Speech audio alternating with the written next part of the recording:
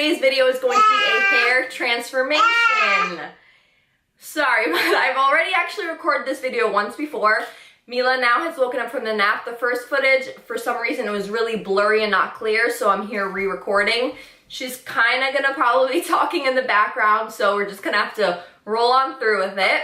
So like I said, this is going to be my hair transformation. If you guys are subscribed to my channel, you will have seen that I actually had really dark brown hair, which is my natural hair color, and I am now a blonde.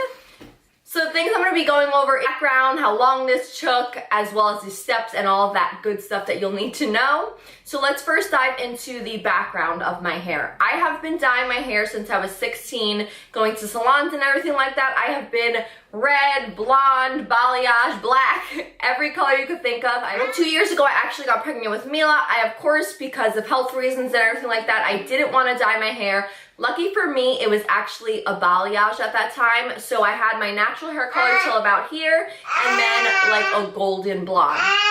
So as time was going by, I am sorry, but I can't even take this video seriously. She usually never talks this much, but I guess, you know, when it's time for her to be quiet, she's not going to be.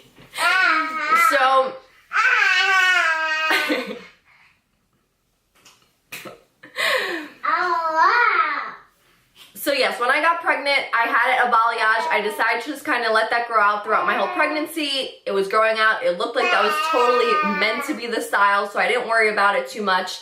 Then when I gave birth to her, I decided to cut my hair, because for those of you mamas out there, you know that postpartum hair loss is crazy. So I decided to just chop it off. I had it, I want to say, longer than a little bit past my breasts. And now I, of course, had chopped it at that point to about my chin length, a little bit longer than chin length. If you guys saw my labor and delivery story, I have, of course, in that video, my haircut already, so you can see. And I also decided about a month after I cut it to dye it back to my natural color. This way it would be all even, easy upkeep, no maintenance, no cost, all that stuff with being a new mom and everything like that. The easier, the better. That was kind of my motto. Now I want to say it's been about a little over a year. So since then, my hair has actually grown all the way out, so no longer had color in it.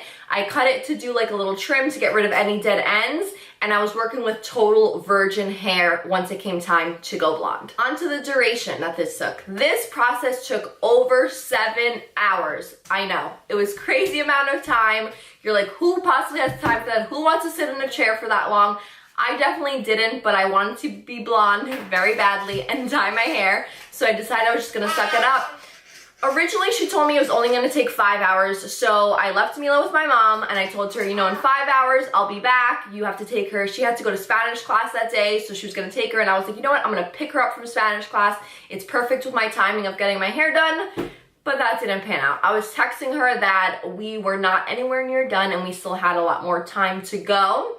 So this did occur in a 1-day process. That is very hard to do, from going as dark of brown hair that I had to go very light and as blonde as I am now. So because it was virgin hair, it does grab the color a lot quicker and a lot faster. So that is why I was able to achieve this light of a color in just one time. For the steps, this was a 3-step process. The first step was, of course, foiling my entire head, literally, no exaggeration. She would take a piece of hair, tease it on up so some of the brown could be spread out throughout, and then she would foil it. I believe I took a picture on Snapchat. Hopefully I saved it on there so I could insert it. Here I looked with a full head of foils. That was of course to add the bleach and get all the lightness into the hair. The second step, she wanted to lighten my base 1 shade. She just told me she didn't want such a hard contrast since my hair naturally was really dark and we were going really light. It would look awkward if I kept my natural color. So she just went ahead and lightened the base area as well. She of course dyed the base 1 shade lighter, put that all over the hair. That one I want to say had to sit for about an hour's time. Then we went ahead and rinsed that out. She dried it up a bit so it wouldn't be so wet going in now with the toner. The toner was the 3rd step, and that one only stayed in, I want to say, about 30 to 40 minutes. So that was actually the shortest amount of processing time. Going back, just so you guys can see why you're like, wow, it's only 3 steps and this one's an hour, this one's another hour. How did it add up to the 7+ hours? To prep the hair for the foils and the amount of time that it takes to get foils to get foils into the hair is crazy. I apparently have lots of hair, she said. I didn't think I did with, like I said, all the postpartum hair loss, so it's great to hear that I have a nice full head of hair. It took her a total of 3 hours to get every foil into my head. So all those 3 hours, then letting it process for another hour, that alone took 4. So going back to the toner, depending on your stylist and the type of blonde you're going for, there's tons of toners and it really can do miracles. When she was done with the foiling, my hair was actually like an orange, reddish type of color, because if you do have brown hair, you know that it pulls out red. So that was a little scary, but she warns everyone at that step that don't be alarmed, that happens, and once we add the toner, it'll make everything better. Totally true. She popped in the toner, and as soon as she rinsed it out and started blow drying my hair, it was so crazy to see that this was the outcome from having like super dark brown hair to then having some orange hair to now this very pretty blonde shade. I'm going to turn around so you guys can see the back of it and all the dimensions and different colors it has as well.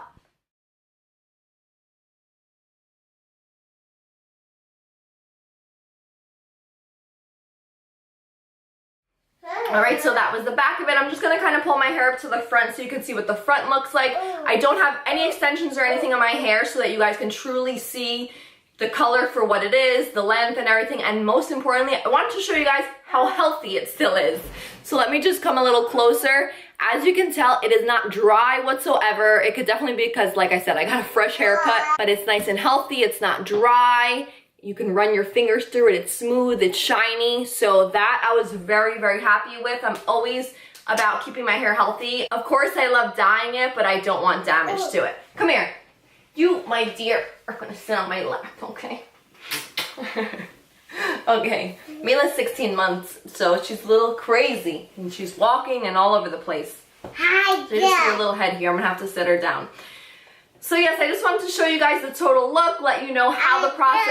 I just wanted to show you the total look, tell you guys how the process went and all of that stuff, if those of you that are thinking of doing it. It is still something I'm getting used to. It's a very drastic change for me. Like I said, I have never been this blonde. So let me know in the comments down below if you guys like it, if you have any suggestions of maybe I should go a little bit darker at the root, go a little bit lighter at the ends, whatever. I'm totally open to any of your suggestions for when I go back in a couple of months. And as always, if you are not subscribed to this channel, then don't forget to hit that button down below for more beauty and lifestyle. And I'll talk to you in my next one. Bye.